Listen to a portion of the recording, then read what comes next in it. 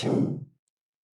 O shalom de Deus para vocês. Shalom significa paz, aquela paz completa, paz que Deus derrama na nossa emoção, no nosso corpo, na nossa vida. É isso que eu desejo para todos nós aqui. E eu quero também avisar aos membros da nossa igreja, membros, quem é que é membro? É você que já fez a classe Vida Cristã, depois Visão, aí você foi apresentado aqui para ser recebido como membro da igreja. Quantos membros? É uma boa pesquisa agora à noite, hein? Quantos são membros aqui da igreja? Só levanta a mão. 2, 3, 4, 5, 6, 7, 8, 9, 10, 11, 12.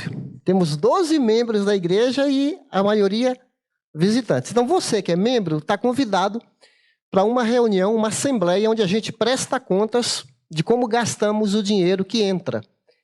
Chama prestação de contas. Relatório financeiro. Vai ser no dia 10, será uma segunda-feira, às 20 horas. Vai ser presencial. Durante a pandemia tivemos assembleia. Até você que mora em prédio, alguém teve assembleia de condomínio aqui? Teve, né?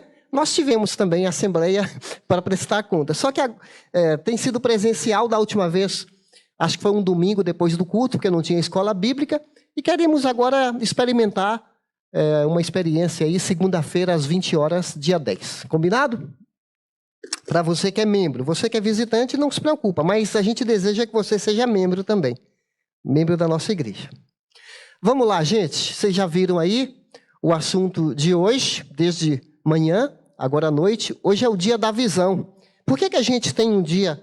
Olha, é até interessante, né? Tivemos o culto da colheita, semana passada, e hoje o culto da visão. Logo em seguida, é legal isso. Alinhamento da visão. Eu já usei a ilustração de um carro que às vezes a gente precisa alinhar.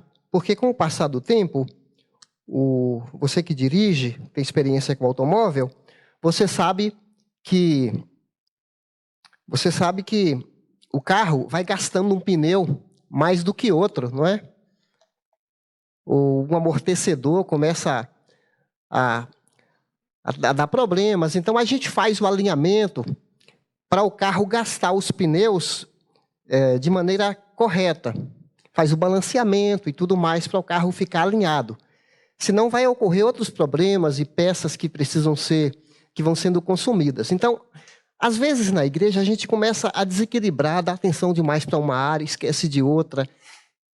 E a visão da igreja, a gente não pode tirar o olhar. É foco, sempre foco na visão da igreja. Jesus é o doador da visão. Não fomos nós que criamos, não fomos nós que inventamos.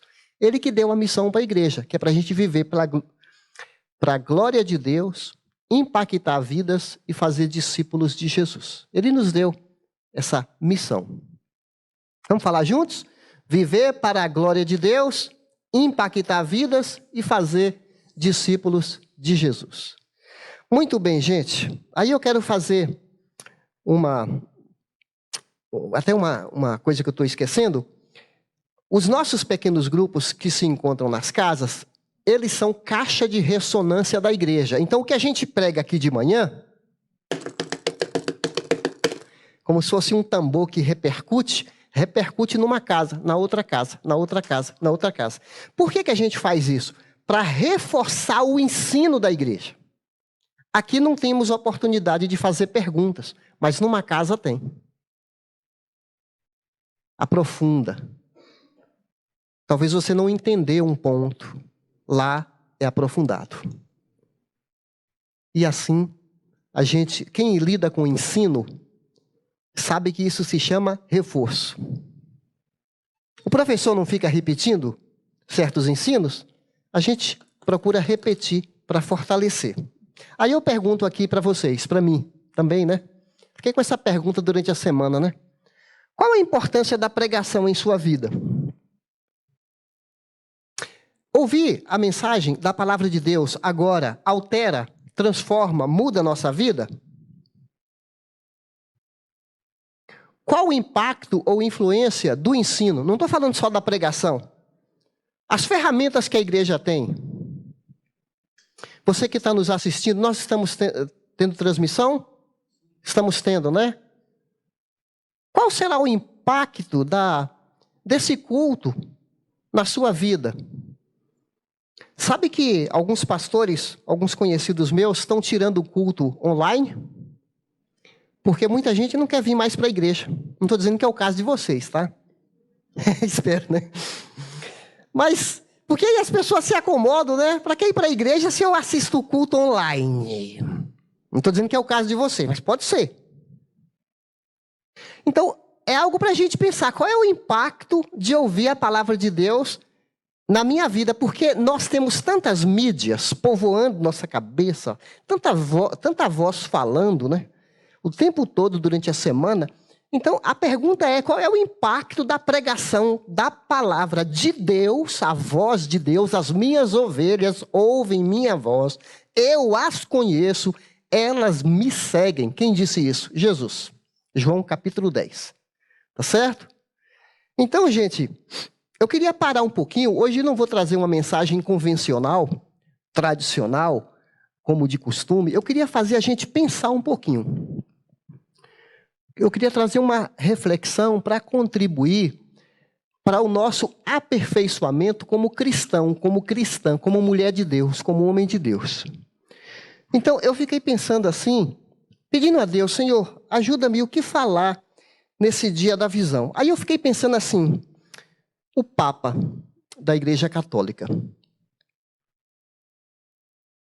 De vez em quando o Papa fala, ele lê uma bula papal, ele faz um discurso sobre uma guerra, até sobre a tragédia no litoral brasileiro, o Papa mandou uma palavra de conforto para as pessoas.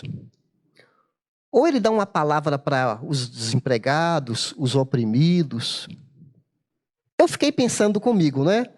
Eu não sou católico, mas eu fiquei pensando assim, qual é a importância da fala do Papa para o católico? Será que ele leva a sério? Será que muda a vida? Não estou falando só eu falo de todos os católicos, né? Será que a voz do Papa causa uma mudança na vida da pessoa que o ouve? Eu fiquei pensando nisso. Aí eu fiquei pensando também, se as pessoas não ouvem o Papa e falam assim, vida que segue.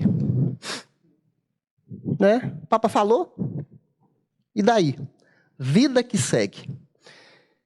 E outras pessoas que falam, personalidades da mídia, que têm 36 milhões de seguidores. Quando eles falam, as pessoas levam a sério? Para você pensar nisso. Porque tem gente que lança um vídeo de 30 segundos, 1 minuto, 2, e os seguidores dessa pessoa não veem a hora de ouvir de novo. Aquela pessoa. O que ela falou? Não tem gente que leva a sério isso? São seguidores, assim, fiéis. Segundo a revista Times, cada ano ela publica as 100 pessoas mais influentes no mundo. A última deles foi em maio do ano passado. Tinha 2 brasileiros. O nome de Jesus não estava lá. Você sabia que Jesus é a pessoa que mais influencia o mundo? Ninguém influenciou tanto a humanidade como Jesus Cristo. Basta você lembrar que ele dividiu a história, quando você lê livro de história geral, história do Brasil, antes de Cristo, né? Depois de Cristo. Olha o impacto dessa pessoa na humanidade, né, gente? Dividiu a história humana. Estão até tentando quebrar esse paradigma aí, mas é uma influência muito grande. Agora, eu fiquei pensando, será que Jesus nos influencia de verdade? Olha só, esse versículo aqui é uma granada. Eu vou jogar uma granada aqui na nossa vida. Esse versículo aqui, que está em 1 João, capítulo 2, versículo 6, fala assim, aquele que diz que está nele deve andar como ele andou. Doeu. Você entendeu? Sim ou não? aquele que diz que está nele deve andar como ele andou. Será que a gente está brincando de ser cristão? Será que ser cristão é algo que a gente participa de um evento,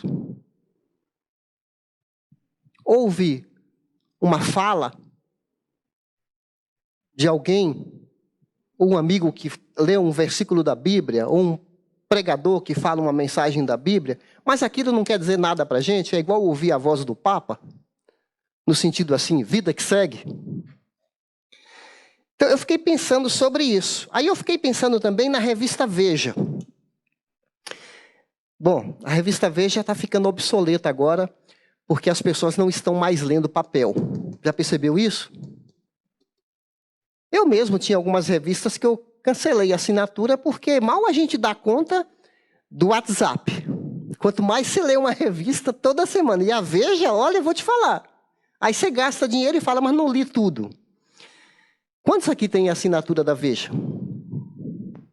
Tadinha da editora Abril, né? Não está vendendo mais a revista Veja. Mas eu quero fazer uma comparação aqui com a revista, ou com talvez outro semanário, que alguém aqui é assinante. Já fui assinante da Veja. Aí você vê lá a capa, a reportagem, numa semana. A tragédia no litoral norte. Na próxima semana, já é outro assunto. Vem aqui à minha cabeça agora, né? Visita do Xi Jinping a Vladimir Putin. O presidente chinês visita China. Outra semana. Outra semana. A guerra da Rússia com a Ucrânia completa 1 ano. Passou uma semana. Nós assimilávamos as reportagens, aí passa uma semana e você esqueceu. Porque surge um outro assunto para ocupar a capa da revista, porque aquela outra revista ficou ultrapassada. Vida que segue. Cada semana, um fato novo, vida que segue. Aí você vem à igreja, você está estudando uma série sobre o discípulo. Quem é o discípulo? Aquele cara que é decidido. Aí passa uma semana, aquela reportagem, aquele tema, passou. Aí vem outro tema, o discípulo é disciplinado. Aí vem outro tema, o discípulo é destemido. Aí vem outro tema, o discípulo é doador. Vida que segue. Próximo. Aí a gente se transforma em consumidores de informações, e essas informações, elas não alteram absolutamente nada na nossa vida. Agora, isso não é novo. Teve um camarada que Deus chamou de perto e falou assim: você será um sentinela, você será um vigilante. Você vai avisar para a cidade que eu vou mandar um grande país chamado Babilônia. Esse país virá, vai fazer um cerco na cidade e eles vão ser levados cativos, como escravos, para a Babilônia. O meu povo, que não leva a sério o que eu falo, o meu povo, que o que eu falo entra no ouvido, sai pelo outro, está brincando de ser povo de Deus. Eu vou mandar esse país, eles vão arrebentar os muros da cidade, vão matar muitos, vão pegar os jovens novos, vão levar para aquele país, vão deixar só os velhos e as crianças. Quando o sentinela falava isso, o povo zombava.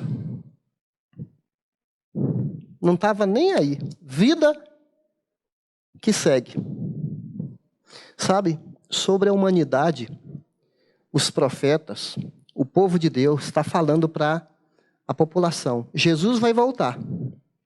Deus vai julgar o mundo. Leia o livro de Apocalipse. O mundo será destruído.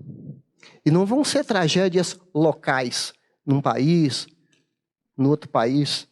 As tragédias bíblicas são tragédias globais. O mundo inteiro, simultaneamente, ao mesmo tempo, vai estar as coisas desandadas, né? A gente vê aí sinais, mas para a volta de Jesus, nós não acreditamos em sinais.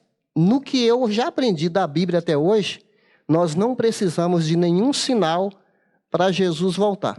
Porque eu creio que a volta de Jesus, como ele mesmo falou, será como ladrão. A volta de Jesus é considerada iminente. O que quer dizer iminente? A qualquer momento. Pode ser repentina, sem aviso prévio.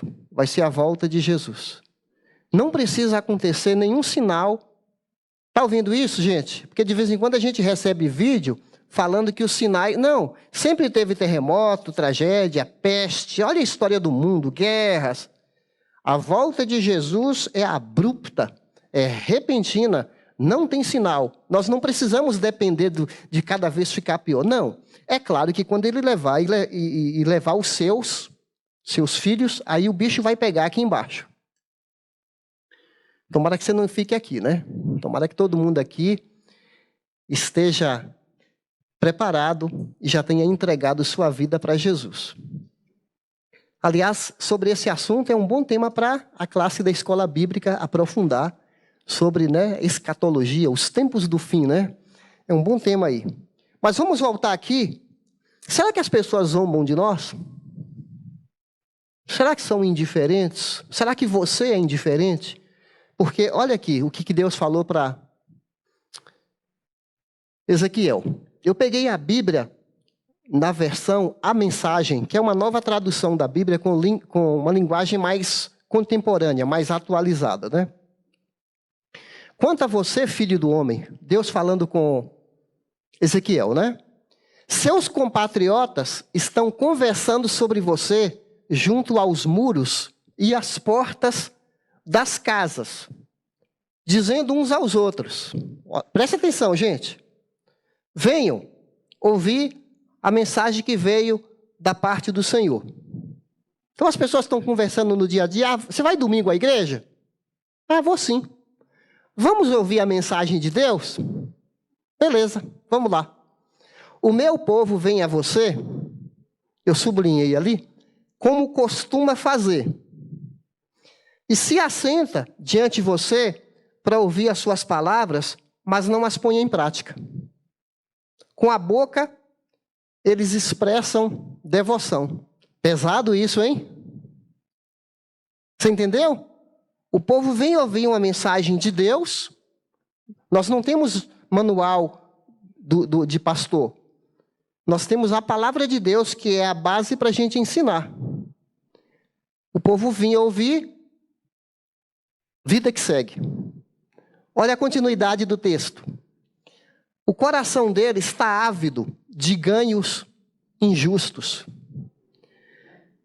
De fato, para eles, você não é nada mais do que alguém que entoa cânticos de amor com uma bela voz e sabe tocar um instrumento.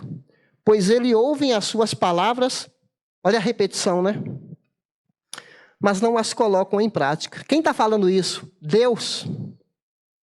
Jesus pega esse texto no Novo Testamento e fala assim: esse povo me honra com a boca, mas o coração está longe de mim. Pesado, não? Pesado um texto como esse. Vida que segue. Nós estudamos esses temas aqui, olha, nos últimos 2 meses. O discípulo é decidido, disciplinado, dedicado, destemido, doador, desprendido, discipulador. Aí fica a pergunta: o que sobra? De tudo que a gente aprende, o que a gente guarda no coração? Será que temos prazer em ter um coração mudado? Será que nosso cristianismo é teórico ou nosso cristianismo é prático? Eu já conversei várias vezes com meus filhos. Eu falei para eles assim, o cristianismo é tão belo. O que a gente aprende de Deus é tão bonito, né? A ética do cristianismo. O cuidado com o ser humano. O cuidado com o idoso. A maneira como a Bíblia fala do casamento, fidelidade, uma vida pura. É uma teoria tão bonita, mas muitas vezes eu me sinto tão abaixo, né? É um padrão tão alto, eu me sinto tão distante desse padrão, mas apesar de eu estar tão abaixo desse padrão, ele é tão belo que ele me encanta e ele me inspira. E como ele me inspira, eu quero buscar cada vez mais estar alinhado, apesar de ser imperfeito. E graças a Deus que não depende de mim. Porque eu seria um fracassado. Não depende de nós. Somos todos falhos, fracos. A gente sabe do que é certo. O apóstolo Paulo tem uma linguagem muito bonita, né? Ele fala assim, quantas vezes eu quero fazer o bem, mas eu não faço. Eu faço o mal.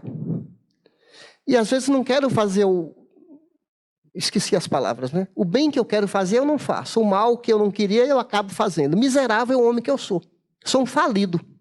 Mas ele não termina assim. Ele logo em seguida, graças a Deus, que me dá a capacitação através de Jesus Cristo. Isso está em final de Romanos 7 e começando Romanos capítulo 8. Então, muitas vezes eu me sinto assim. Porque nós estamos num processo de transformação.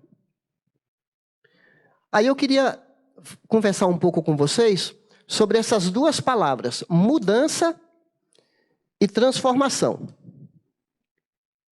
Parecem sinônimos, parecem palavras iguais, mas são muito diferentes. Por exemplo, a pessoa fala assim, eu preciso mudar. Estou fumando demais, preciso parar de fumar. Ou estou bebendo demais, ou estou mentindo demais, preciso parar. Aí vem um médico e fala, olha, fiz raio-x, seus pulmões estão comprometidos, você para, senão você vai abreviar a sua vida. Alguém de fora fala para a pessoa, aí ela fala, puxa vida, chegou a hora de parar. O médico fala assim, Vilmar, se o médico falasse para você, Vilmar, você está consumindo, não estou dizendo que é seu caso não, tá? Só um exemplo. Você está consumindo muito salgadinho e refrigerante. Você está com muito açúcar no sangue.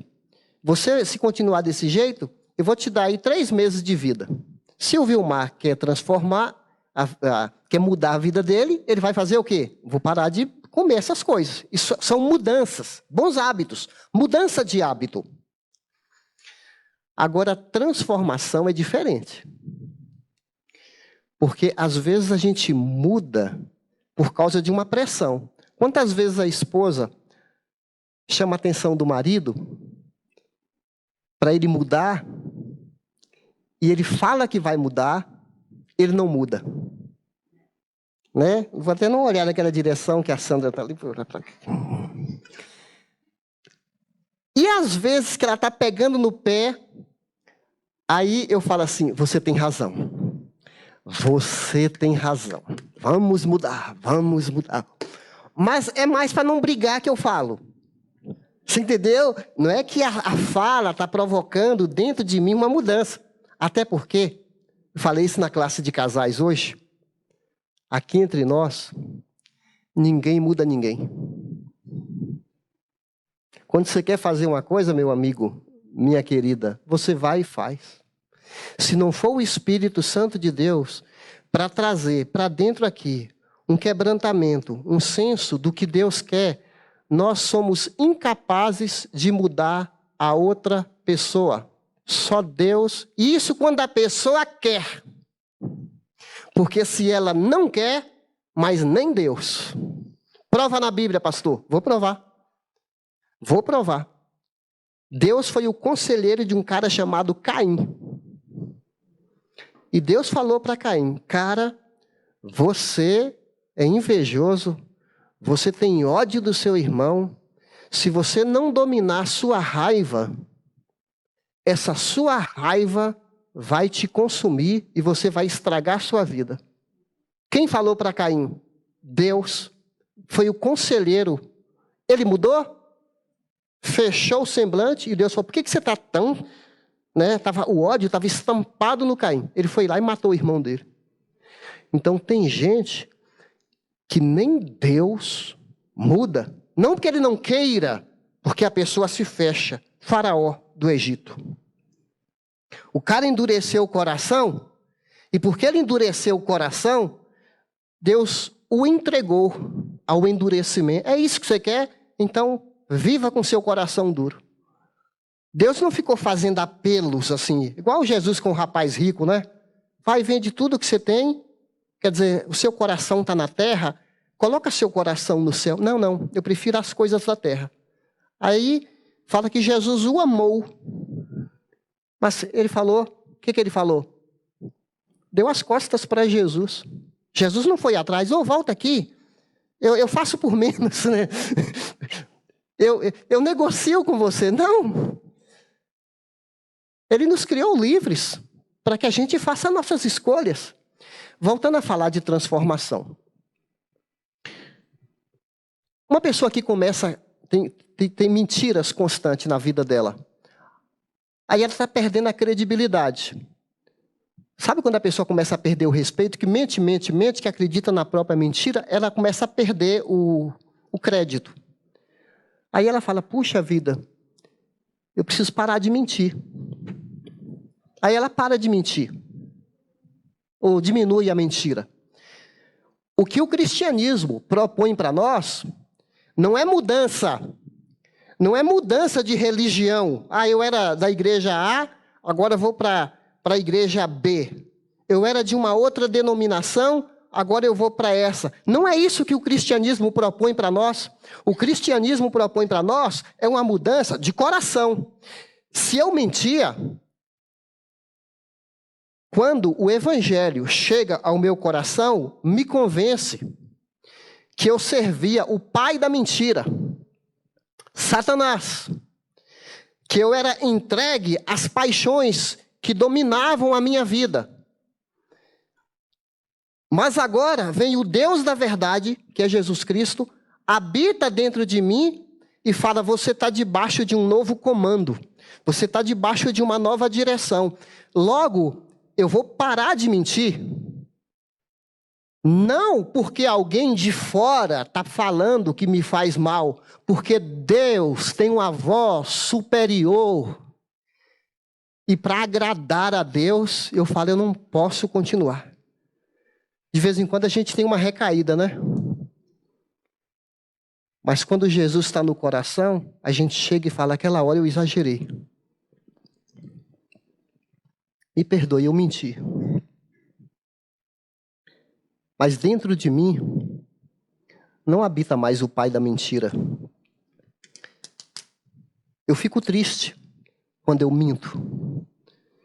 Eu faço de tudo para não mentir. Eu contei de manhã que eu estava voltando para casa com meu filho Henrique do meu lado no carro. Faltava ainda 1 quilômetro ou 2 para chegar na minha casa. Era noite. As ruas estavam desertas. Entrou um carro na minha frente, com uma lentidão tão grande. Sabe quando a pessoa está ali a 20 por hora? Não dá espaço para você, as ruas eram estreitas. E aquilo foi me dando uma raiva. Aí eu liguei o farol alto rapidinho e voltei para o lugar de novo, também para poder não ofender a pessoa, né? Aí que a pessoa diminuiu ainda mais. Mas não havia sentido algum da pessoa travar o trânsito daquele jeito. Aí quando chegou na casa da pessoa, uma rua estreita, ela abriu o portão, parou o carro no meio da rua, foi devagarinho, ainda parou de novo. Como se estivesse provocando a gente, né? Eu já estava, assim, com a adrenalina já quente. Aí meu filho falou, pai, estou com a vontade de dar um grito aqui. Aí eu falei, eu estou com a vontade de xingar, filho. Esses poucos instantes foram suficientes para me deixar mal, né? Cheguei em casa chateado, né? Eu lembrei de um querido irmão aqui da igreja, que durante a semana, ele falou comigo assim, Edgar, às vezes eu tenho a impressão que lá numa sala do diabo, no inferno, na sala de reunião, o diabo pega a minha foto, ele falando para mim, né? O diabo pega a minha foto e põe assim na parede, né? E pega aqueles dardos de tiro ao alvo e os demônios juntos, e o diabo fala assim, eu quero aquele cara. Eu quero aquele, vão atrás dele. A gente ora pelos nossos líderes. Você viu Josué aí? Você aguenta 3 dias de barco para fazer a obra de Deus? Abrir mão do conforto de São Paulo para ir lá para o Amazonas, para falar de Jesus para um povo tão carente. Se não for, olha, se você tem uma resposta, você me fala, porque quando eu ouço um missionário como quem? Elisa e Josué, que tiveram aqui, lembra? Obrigado. Fábio e Elisa. Tiveram aqui há 2 domingos, né? É que vocês não vieram de manhã. Eles vieram de manhã. Vou contar aqui um episódio que eu não contei de manhã. Eu estava na classe, eles participaram da minha classe. Naquele domingo, o Fábio, ele trabalha no Amapá, falando de Jesus. É Amapá ou Roraima? Amapá. Roraima é o Elinho. Eles estavam num barco, e o barco chocou com outra embarcação. Ela tem 2 filhos pequenos. O barco virou. As crianças ali, naquele desespero, ela e o marido pegaram as crianças, conseguiram nadar e sair na margem. Depois daquele dia, o Fábio ficou tão preocupado que chegou para a esposa e falou assim, eu acho que a gente não deve continuar mais aqui, porque nós estamos colocando nossos filhos em risco de vida. Eu fiquei desesperado naquela hora lá. Pensei que eu ia perder você e minhas crianças. Vamos voltar para São Paulo. Os familiares dele moram em Serra Negra. Ele falou isso para a esposa, né? Você sabe o que a Elisa falou para ele? Elisa falou para ele assim, mas a gente não veio para cá para obedecer a Deus, para ficar no lugar que Deus nos colocou. Ele não mandou a gente embora. A causa de Deus é mais importante do que qualquer outra coisa. Eu amo meus filhos, mas quem nos sustenta é Deus. Aconteça o que acontecer. Aí ele acalmou. Então vamos continuar aqui fazendo a obra de Deus. Interessante, né, gente? Aquilo assim me... Sabe quando você ouve assim uma convicção, uma pessoa que tem uma convicção tão assim forte, de que ama Deus, de que a causa de Deus é mais importante do que minhas causas pequenas pessoais, a obra de Deus. É por isso que a transformação, quando ela acontece, a transformação, nós não fazemos mais as coisas para impressionar as pessoas. Eu não preciso que um médico fale para mim, para eu não comer coisas. Eu preciso eu mesmo me tocar. Eu não posso ficar dormindo demais ou dormindo muito pouco, porque eu estou estragando meu corpo. Por amor a Deus, eu vou cuidar do meu corpo. Por amor a Deus, eu vou cuidar com quem eu me relaciono. Por amor a Deus, eu vou evitar pornografia. Eu vou ficar com medo da pornografia. Eu não vou deixar de ver pornografia porque minha esposa pode me descobrir, porque eu ouço falar que a pornografia vicia como uma droga. Não, não, não. O Espírito Santo que habita dentro de mim, ele me cutuca e fala, eu não criei você para ficar nesse lixo. Eu não criei você para ficar nessa vida de mentira, nessa vida de vaidade, de você querer aparecer, de você querer Olha, eu vi uma moça lá na academia que eu frequento. Parecia que ela tinha medo dos rapazes. E ela beijava aqueles marombados, todos suados. Eu fiquei como se fosse uma filha minha. Aí teve um dia que eu falei para ela, olha, eu não tenho que intrometer na sua vida, mas Deus ama você. Você não precisa mendigar o amor de ninguém. Se você quiser cumprimentar as pessoas assim, pode cumprimentar, mas às vezes eu vejo que você fica constrangida.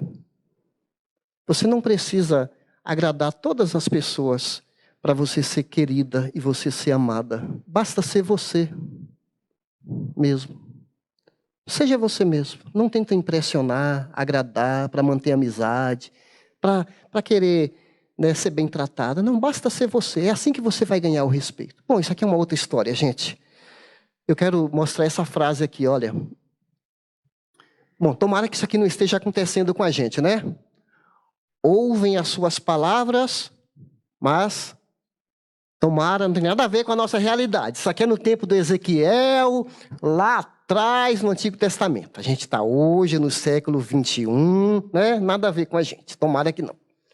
Olha, a borboleta é uma transformação, não uma lagarta medíocre. Essa frase pode não estar dizendo nada para algumas pessoas, mas ela diz muito, muito. Porque isso quer dizer transformação. Lembra que eu falei? Uma lagarta não muda para ser uma borboleta. Uma lagarta se transforma numa borboleta. E é o Espírito Santo de Deus que faz isso. A gente fica em gestação espiritual, aí um dia nasce de novo. Isso é uma transformação. O problema é que muitos de nós tratamos os crentes como se fossem borboletas. Aí você fala assim, aquela pessoa não é crente? Pode ser que seja e dê uma recaída. Quem de nós nunca caiu que lança a primeira pedra? Eu acabei de contar aqui a raiva que eu passei, que eu tive que pedir perdão para Deus quando cheguei em casa. Não é? Mas muitas vezes, algumas pessoas continuam sendo lagartixas. Lagartas. Eu confundi os bichos aí. A pessoa não passou por uma transformação. Eu estou pedindo a Deus que ilumine seus olhos, seu entendimento, para que você perceba e você se pergunte, eu sou o quê? Eu sou uma lagarta? Ou eu já fui transformada para servir a Deus? Está entendendo?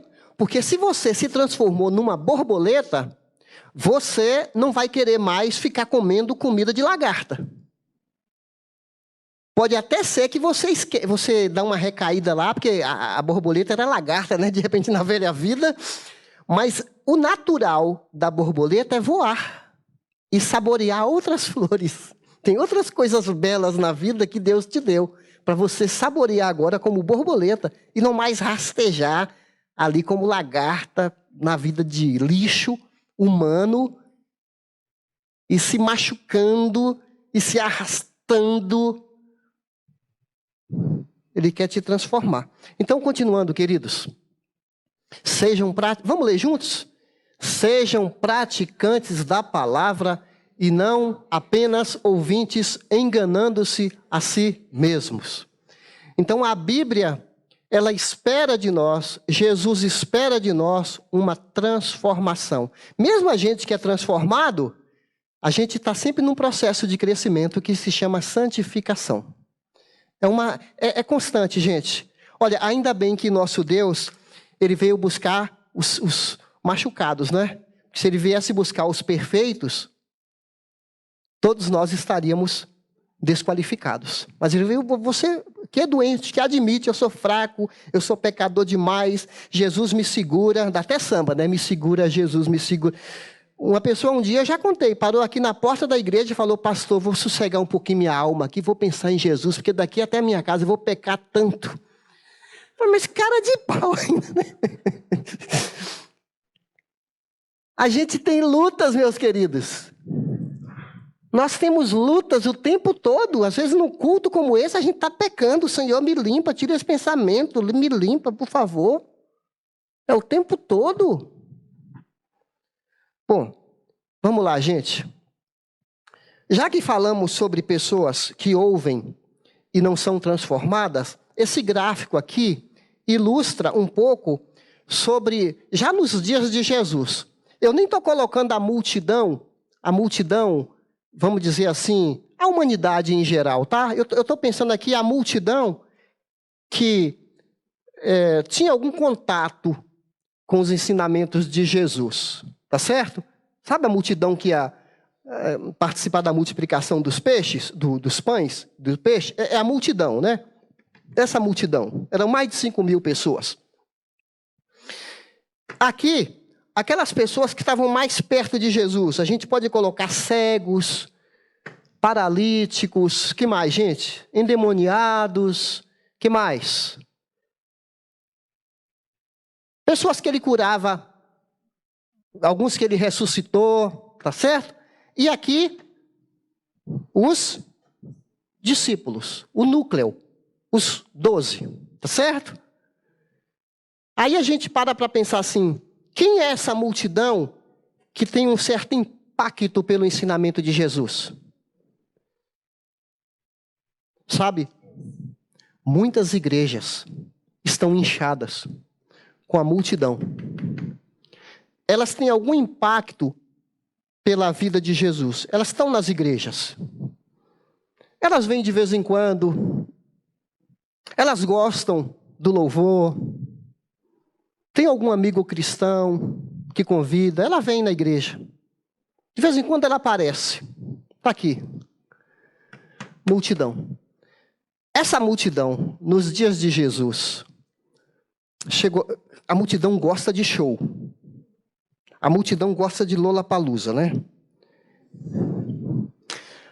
A multidão gosta de evento especial. Então, o mestre curava um cego, o povo estava perto. Ó, o bicho está pegando, Jesus está curando um ali.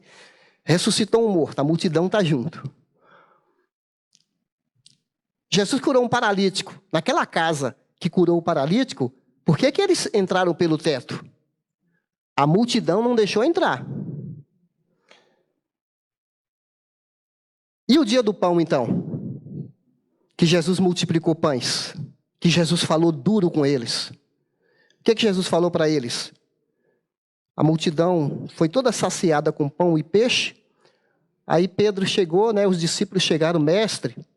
Jesus falou assim, vocês estão me seguindo por causa do pão. Vocês não estão me seguindo porque vocês querem compromisso comigo. Aí os discípulos falaram, mestre, pega leve, porque o povo está se afastando. Que fala que eles começaram a sair, assim, chateados, porque Jesus falou que eles eram interesseiros, né?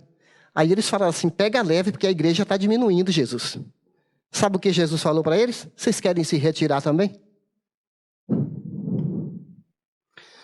Sabe, gente?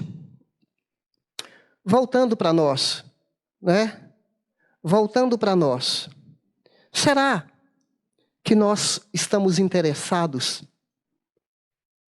com outros interesses nas coisas de Deus? A multidão chegou para Jesus uma hora e falou assim, mestre, mais um sinal. Porque Jesus deu uma parada de fazer milagre, a gente quer ver mais um sinal. Aí Jesus falou, não, chega. Chega de fazer sinal. O único sinal que vocês vão ter agora é esse. É o do profeta Jonas. Eu vou morrer, 3 dias depois, eu vou ressuscitar. As pessoas são insaciáveis. É por isso que as igrejas exploram esse nicho. Qual é esse nicho? É show, é entrevistar demônio, é campanha disso, é campanha daquilo. E para segurar a pessoa. E termina uma, começa a outra, para aprender. Porque a multidão quer ver show, quer ver cura, quer ver revelação, quer ver isso. E fica presa nessa manipulação. O nosso culto é racional. A palavra tem que alcançar nosso coração e provocar mudança. De dentro para fora. Deus revelando na palavra. E Ele transformando o meu coração. Ainda hoje tem multidão. Muitas igrejas estão inchadas. Com quem você pode contar da multidão? Quando você chama para um voluntariado, quem vem? Quando você chama para uma doação de sangue, quando você chama para uma brigada de incêndio, quando você chama para uma vigília, a multidão, muitas vezes, pensa nele. Né? Qual o benefício que eu vou ter?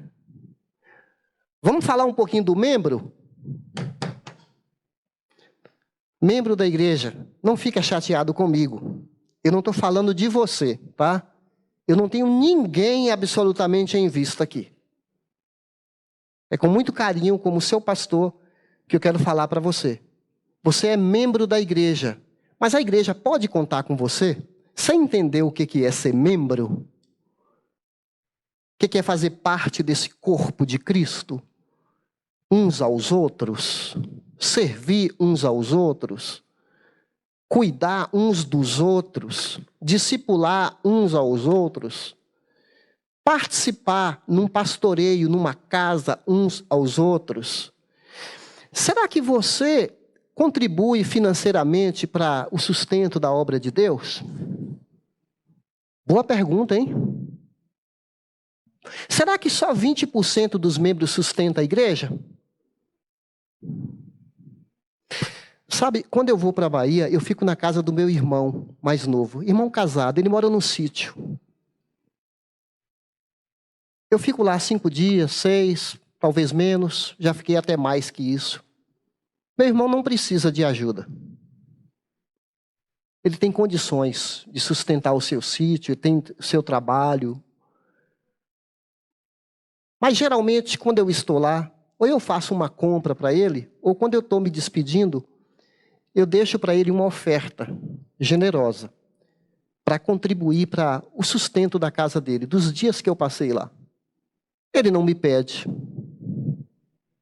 Ele não me deixa assim, pelo contrário, ele me supre do melhor que ele pode fazer.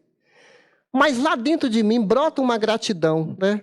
Puxa, eu passei uns dias aqui, meu irmão se esforçou, abasteceu bem a casa dele, eu preciso, no mínimo, ajudar no sustento da casa dele. Eu fico pensando assim nas coisas de Deus também, não é? A gente desfruta de toda uma estrutura que Deus nos proporciona, desde que nasce, desde que a gente é integrado a uma igreja, a comunidade, o ensinamento, que muda radicalmente a nossa vida. A igreja nos impacta mais do que até uma escola que você está estudando, um curso que você está fazendo, porque aquele curso te desenvolve profissionalmente. Mas a palavra de Deus muda todo o nosso ser. Você pode estar fazendo um curso, mas se seu coração está deprimido, aquela matéria que você está estudando não faz absolutamente nada na sua vida. Você pode estar frequentando uma bela academia, mas se você está só mexendo com o seu corpo, na hora do desemprego, é a palavra de Deus que te põe para cima. Como é que eu vou ser uma pessoa que não contribui na obra de Deus? No mínimo por gratidão.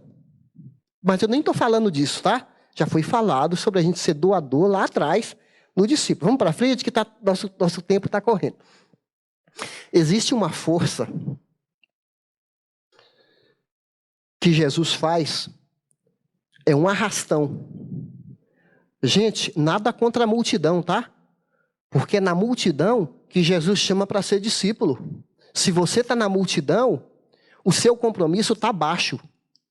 Mas Jesus está querendo que você venha para frente, que você não seja só um membro frequentador da igreja, que é até cadastrado na igreja. Ele quer que você seja discípulo. E a gente aprendeu, eu não vou ficar repetindo aqui o que é um discípulo. Nós passamos 2 meses falando o que é um discípulo. E quando você lê a Bíblia, você lê o que é um discípulo. Não é verdade? Ao mesmo tempo, tem uma força contrária. Tem discípulo que, à medida que o tempo passa, ele começa a ser seduzido. Tem um texto lá da parábola do semeador que fala que a fascinação do mundo, cuidado com as coisas, tudo isso seduz. Aí o discípulo, ele começa a deixar de estar no núcleo, ele começa a deixar de estar com a vida focada nas coisas de Deus, e ele começa a distanciar. Isso é um processo, gente. É igual uma vez um rapaz que chegou no meu escritório, falou assim: eu vim aqui porque meu pai pediu, estou separado da minha esposa. O que o senhor tem para me dizer? Olha só, me convence agora que eu tenho que voltar para casa. A pessoa chegou desse jeito, com os pés no meu peito, no meu escritório, né? Aí eu falei para ele assim, vem cá, você, para separar da sua esposa, foi um processo de esfriamento. Primeiro você distanciou de Deus, porque quando a pessoa se distancia de Deus, para distanciar de esposa, para distanciar de outros compromissos, tudo isso é carona. A coisa começou com você aqui, ó. Você se esfriou, aí Paulo fala, Demas estava na nossa equipe. Demas era discípulo, era cooperador do evangelho. Demas amou o mundo e já nos abandonou. Ele não está mais com a gente. Paulo fala de pessoas, ele põe uma lista de nomes de pessoas que amaram o mundo e abandonou o apóstolo Paulo. Judas fez esse caminho. Judas estava aqui, ó. 3 anos ouvindo os ensinamentos de Jesus. Será que você está com isso também? Desânimo, frieza, amando mais o mundo do que as coisas de Deus. Esse é um processo. Chega uma hora que você vai se tornar, quem está perto de você vai falar, eu não te conheço mais. Eu não te conheço mais. Sabe que uma vez Eliseu olhou para um jovem que até então parecia que estava tudo bem na vida dele. Aí Eliseu olhou para aquele rapaz, aí as lágrimas começaram a rolar. Aí o rapaz falou assim, meu senhor, por que o senhor está chorando? Aí Eliseu falou, porque eu sei o mal que você vai fazer. Eu sei as escolhas erradas que você vai tomar na vida. E você vai prejudicar tanta gente. É por isso que eu estou chorando. Bom, a gente não precisa mais de um profeta para falar isso quando a pessoa começa a fazer más escolhas, porque a gente sabe que só vai dar no pior, né? Então, tomara que você fale, Jesus, eu quero participar desse movimento de me tornar um discípulo e não de um movimento de distanciamento. Então é isso, queridos. Que Deus nos ajude a não sermos apenas ouvintes, mas praticantes.